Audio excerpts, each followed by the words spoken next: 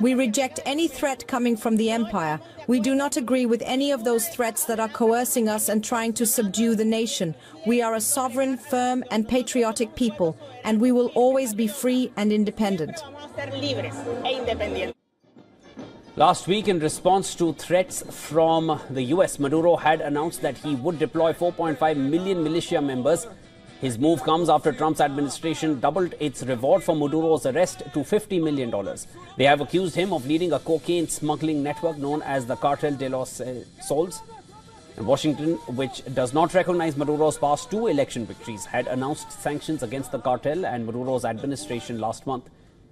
In addition to that, the United States has announced the deployment of 3 Aegis guided missile destroyers to the waters of Venezuela as part of Trump's crackdown on Latin American drug cartels.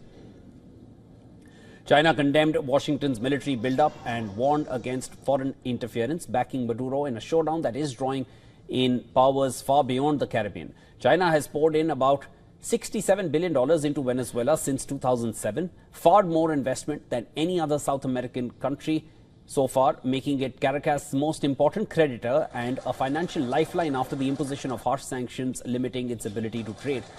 Now, apart from China, India, Spain, Russia, Singapore and Vietnam, they're also among Venezuela's key oil importers.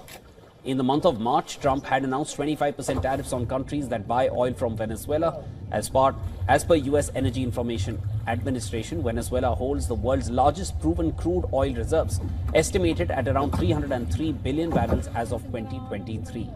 This would account for 17% of global reserves, with the vast majority of Venezuela's stock located in the Orinoco Belt River Basin. However, global crude production has been reportedly hampered by US sanctions active since 2019.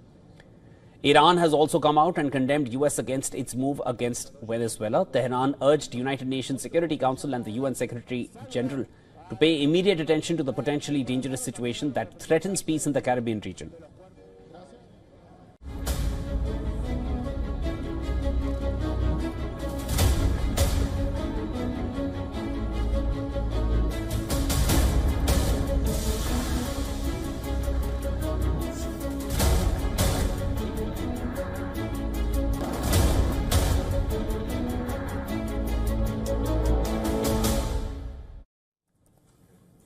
It's now time for Gravitas, quote-unquote. Amid talks on war, peace and multilateral diplomacy, US President Donald Trump seems to have had a spiritual reckoning of sorts.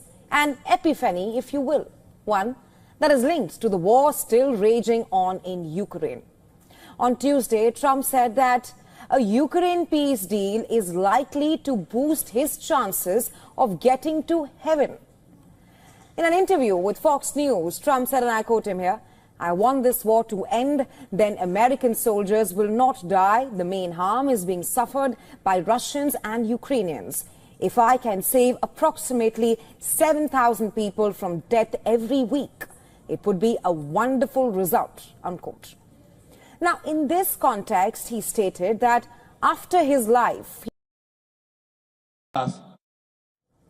Well, just for context, US and Venezuela share long-standing hostilities, with both the countries breaking off formal bilateral diplomatic ties in 2019. That's after Trump backed opposition leader Juan Guaido in the presidential election. Well, time and again, the Trump administration